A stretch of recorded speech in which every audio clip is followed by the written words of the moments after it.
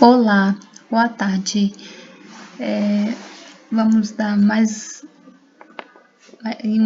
um início das nossas videoaulas e nosso componente curricular é português, professora Antônia Oliveira, tá?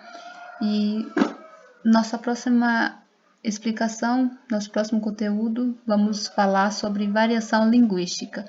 O que é variação linguística? A variação linguística é um fenômeno natural que ocorre pela diversificação do sistema de uma língua em relação à possibilidade de mudanças de seus elementos. Por exemplo, vocabulário, pronúncia, morfologia, sintática. Ela existe porque as línguas possuem a característica de serem dinâmicas e sensíveis a fatores como a região geográfica, o sexo, a idade, a classe social do falante e o grau de formalidade do contexto da comunicação. Então, toda essa variação vai gerar um fenômeno, um sistema de relação, uma língua em relação à possibilidade de mudanças. Então, nessa mudança, com essa variação, vai entrar o vocabulário, porque vai mudar, vai ter muitas mudanças no vocabulário, na pronúncia, né, na língua, a morfologia também, ela muda também no contexto das palavras, sintática.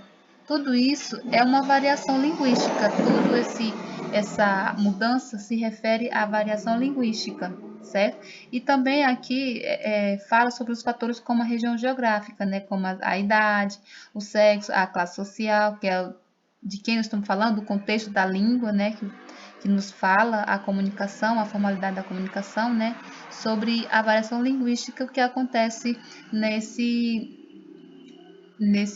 termo, né, nesse contexto. Variedade regional. O que é variedade regional? São aquelas que demonstram a diferença entre as falas dos habitantes de diferentes regiões do país, diferentes de estados e cidades. Por exemplo, os falantes do estado de Minas possuem uma forma diferente em relação à fala dos falantes do Rio de Janeiro. Então, aí já está dando um contexto a diferenças, né, de cada região, de cada habitante de suas localidades, que é estados e cidades, o modo de falar, né, a variedade de língua, né, a variedade da fala. E cada estado tem a sua linguagem, certo? Por exemplo, bem aqui, ó, o vício da fala. Para dizerem milho, dizem mil. Para melhor, dizem mior. Para pior, pior. Pior, pior. Para telha, dizem teia. Então, muda muito o contexto, muda a linguagem de cada estado.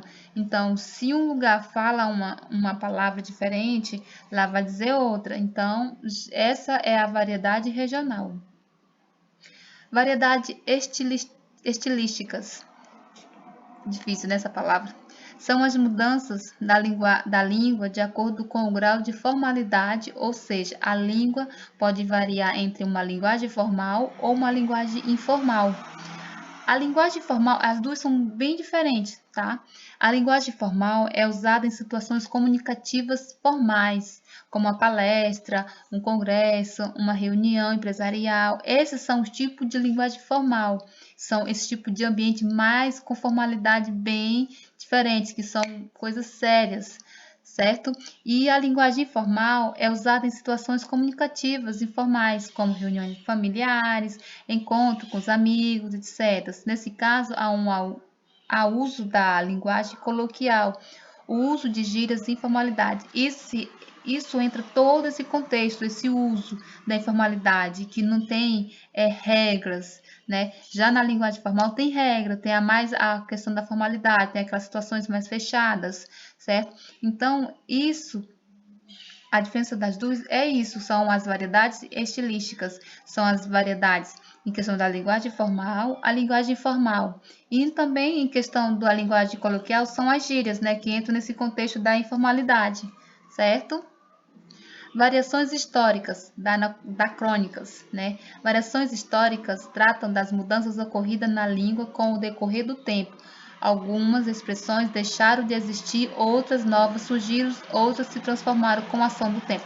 Então, aí já está dizendo a variação histórica. São as mudanças, né, com o decorrer do tempo. Né? São as mudanças que lá no tempo atrás tinha a língua totalmente diferente como a linguagem de hoje, né? Que quanto mais se vai vivendo, mais novas linguagens vão surgir, né? Vão se transformar, né? Com o passar do tempo. A ortografia. A ortografia estuda a forma correta de escrita das palavras de uma língua, do grego orto, que quer dizer correto, e grafo, por sua vez, significa escrito, né, que é ortografia, certo? O Acordo Ortográfico da Língua Portuguesa de 1990 veio substituir o Formulário Ortográfico de 1943. Então, veio uma mudança. Então, no caso, esse acordo aqui, ele veio para substituir esse daqui, que de 1990, e o primeiro acordo foi esse, de 1943, e o de 1990 veio substituir ele, certo? Devido novas regras ortográficas para a língua portuguesa, comumente chamada de nova ortográfica ou ortografia oficial, né? Muda muita coisa aí, certo? O novo acordo ortográfico visa unificar a escrita nos diversos países falantes do português. Então, mudou, né? Unificou cada vez mais a linguagem, né? Mais a ortografia, né? Que com o passar do tempo, muita coisa vai mudando, certo? Em vigor no Brasil desde 2009, o seu uso passou a ser obrigatório a partir do dia 1 de janeiro de 2016. Aqui se refere dia 1º, né? Dia 1º de janeiro de 2016. Então, ela entrou em vigor dessa data aqui, mas passou a ser obrigatório em 2016, certo?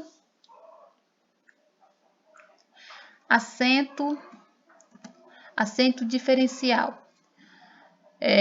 Foi abolido o acento diferencial de vários pares de palavras, cuja distinção deverá ser feita pelo contexto em que ocorre.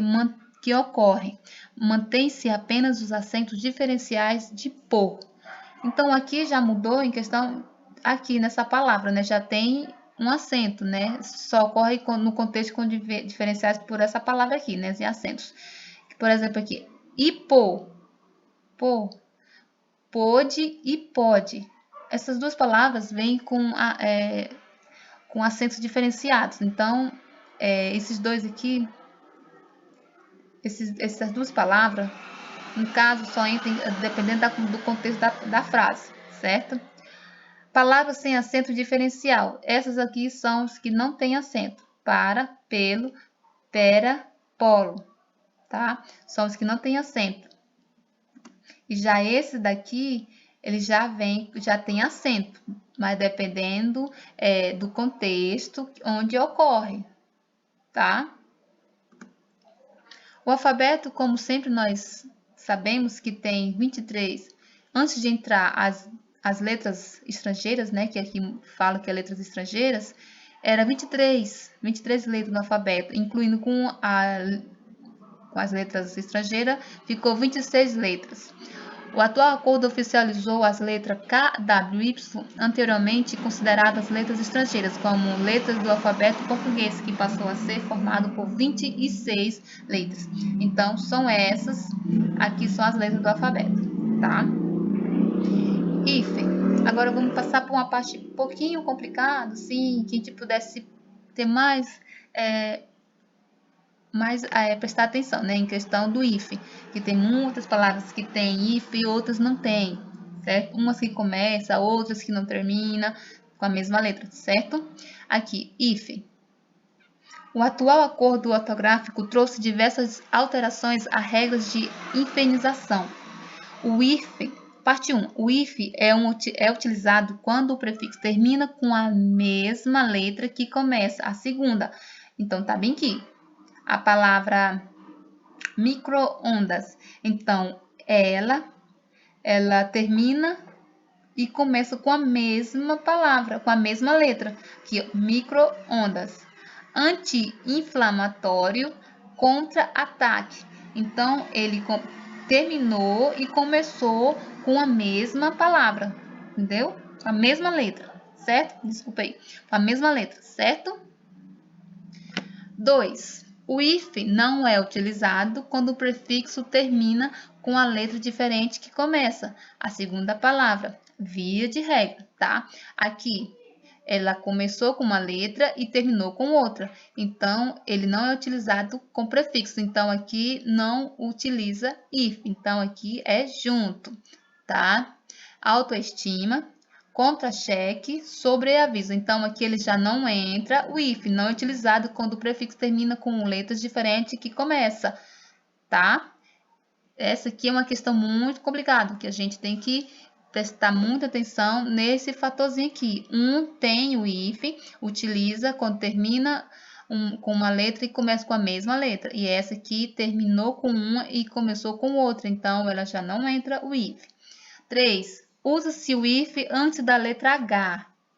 Aqui já entra, né, o ifzinho, tá? Sobre-humano, suprahepático. Então, aqui ele já entrou o H. No caso, já entrou com if, né? O if antes da letra H, certo? Outro prefixo com if, né? Palavras com if, certo? Palavra composta com if. Que mais, né? Composta. Segunda-feira, meio-dia, decreto-lei, ano-luz, guarda-chuva, desculpa. Então, aqui já é composta, certo? Aqui é composta com if, tá? Composta. E essa daqui, quando é usado antes da letra H, e essa aqui não tem if, porque ela não termina nem começa com a mesma letra, tá? Palavra composta sem if. Essa aqui tem if. A parte 4 aqui, palavra composta com if, certo? Palavra composta sem o if. Paraquedas, paraquedista, paraquedismo, tá? Então, aqui já não tem o if, tá? 5. Sub mais R. São aquelas palavras prefixo que vem com if só nessa questão do R, que é sub-reino, sub-região, sub-reitor, tá? São esse prefixo do if que entra somente com um R, então ele utiliza-se o if. Cada uma delas tem um if, tá? Diante do prefixo além, além, a quem, bem, ex, pois, recém, sem, vice, usa-se o if, certo?